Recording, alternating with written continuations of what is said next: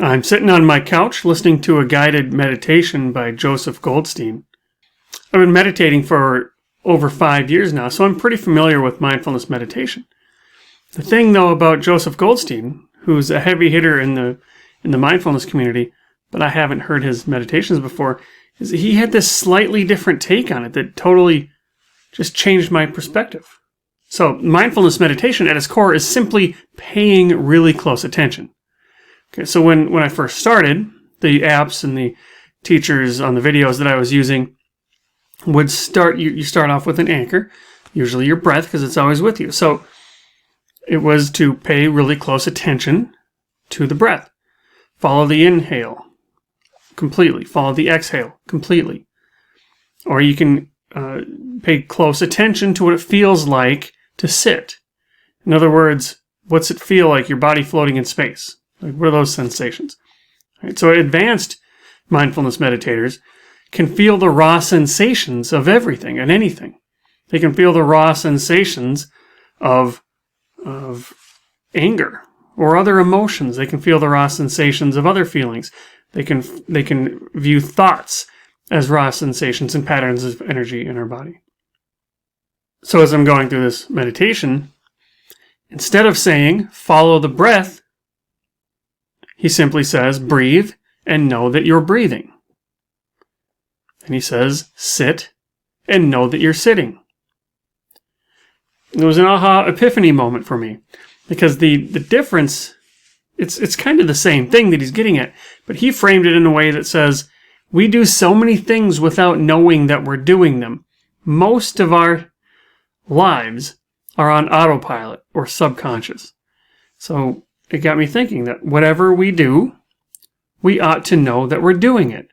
And that same thing applies to our money, and I call that financial mindfulness. Find out more right after this.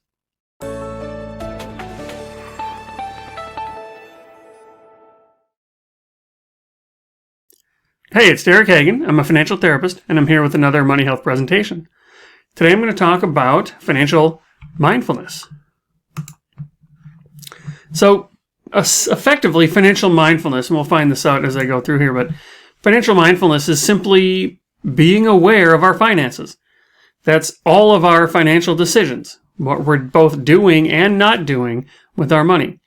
Most of this flies underneath conscious awareness, just like, sit and know that you're sitting. If you don't recognize that, you forget the fact that you're sitting.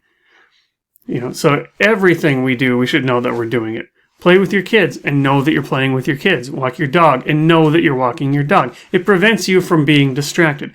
It's the same thing with our money. Bring those finances into conscious awareness. So before I can talk about financial mindfulness or money mindfulness, let's talk about just mindfulness in general. Now, mindfulness has exploded in popularity. You've probably heard mindfulness before. Sometimes it's even used synonymously with meditation, because mindfulness meditation is a specific type of meditation. And it's got a lot of different definitions because of its popularity. So I think it's helpful for me, at least, and hopefully it's helpful for you, to view or define mindfulness by defining its opposite. So the opposite of mindfulness is mindlessness. Right? The opposite of being mindful is being mindless. Okay. Now, note with that distinction, most of us, here's check in with yourself right now. What are you thinking about right now? Thinking about how annoying my voice sounds? Are you thinking about how low quality these videos are? Are you thinking about what you're going to have for lunch? You're thinking something right now. I can almost guarantee that. The problem is, until I just said that, you didn't know you were thinking. So we're lost in thought. We're having conversations with ourselves all the time. And if we had a friend, if there was somebody following us around, talking to us as much as we talk to ourselves about the kind of stuff we talk to ourselves about, we would hate that person. But we do this all the time. It's like if I walk in somewhere and I say, oh, good, there's a glass of water here. Who was I saying that to? Why do I have to vocalize that, right? I already knew I'm happy there was water there. I didn't need to say that. So that's being lost in thought. thinking without knowing you're thinking. There's nothing wrong with thinking. Thinking is necessary. The problem is when we think without knowing we're thinking. We're lost in thought. So when we're mindless, it's easy to be lost in thought. Snapping out of that, waking up, or, in other words, becoming mindful. We move towards the mindfulness side, and we're less likely to be lost in thought, or we're more likely to catch ourselves being lost in thought more easily and more often. So financial mindfulness, then, is paying close attention to our finances. How many times, and maybe this describes you, maybe it doesn't, but how many times have you gotten to the end of the month and you said, my money's gone? Where did my money go? That's mindless. That's financial mindlessness. You had no idea that you spent your money. And it's not just spending. That's the easy culprit, of course. But it could be taking a promotion, or taking a job, or taking on a project at work without really fully understanding the consequences, both good and bad, of all of those decisions. It could be an investment decision. It could be an insurance decision. It could be doing your taxes, not doing your taxes, paying your bills. It's not always just spending, but all of your financial decisions. If we're making financial decisions without knowing that we're making financial decisions, right? If we're spending without knowing that we're spending, we're financially mindless. Right? So becoming aware of our financial situations, making all decisions with purpose, on purpose, that helps us make better decisions, making smart decisions with our money. So now let's talk about something called the pain of paying. Humans, not even just humans, all life. If there's pain, here's zero pain over here. This is a lot of pain. When there is a little bit of pain or no pain, we'll do more of whatever that activity is. But as it becomes more painful and more painful and more painful, you see we do that less and less and less and less. Living things will not do things that cause them pain. All else equal. So that's the same thing with spending. Okay, there's this concept called pain of paying. Dan Ariely coined it in his book, Dollars and Cents. He had a co-author too. So together they coined that term, the pain of paying. And it just simply says, if there's pain when you spend, you're going to spend less. So what is the pain of paying? It's that sting that you feel when you spend your money, when you part with your money. Okay, and we used to have a lot of pain of paying because there was a lot of awareness. You had cash. You remember cash? Cash, you had to touch and feel it, and you got it out of your wallet, and you had to count out how much your total was that you had to pay. Then you had to hand it to somebody, and then they had to pry it out of your hands as you squeezed tighter and tighter because you didn't want to give up that money. You knew exactly how much you were paying, and it was a physical activity. Okay, then we got checks, personal checks, and you wrote out, who you were paying. Then you wrote out the amount in dollars, in numbers, and then you wrote out the amount in words. Twice you wrote it down, once in words. And then you wrote it down a third time if you were keeping track of your running total, your balance. So you were very aware of how much you were spending, and so you felt that pain. But how do you do it now? Do you tap a phone to a little reader? Do you pay somebody over the phone with Venmo? Right? Even if you have a card, you just tap your card or stick your card in a machine. You don't get a receipt. You don't hear how much they said. You don't have to sign anymore. The pain of paying is gone. We're over here. Right? So the trick then is to reintroduce the pain of paying. There's the pain of paying. Right? So it sounds bad, reintroducing pain of paying, but this is not an accident that the pain of paying has been stripped away. Right? Because if we get rid of the pain of paying, we're over here, and we're going to spend more mindlessly spend.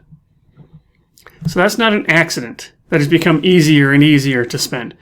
And you've probably heard all the listicles, all the cheap, dime a dozen personal finance articles. They'll say the 10 things you need to do right now, or the 7 ways to start saving money, blah, blah, blah. That those cheap articles will always tell you, go all to cash, or put your cash into envelopes, or track every single penny, either on a spreadsheet or an app, or even track every penny with a notepad. All those things work, and that's why they make their way into those articles. But the reason that they work, the reason why, is because it's reintroducing the pain of paying. So anything that you can do to reintroduce financial awareness will help drop that mindless spending.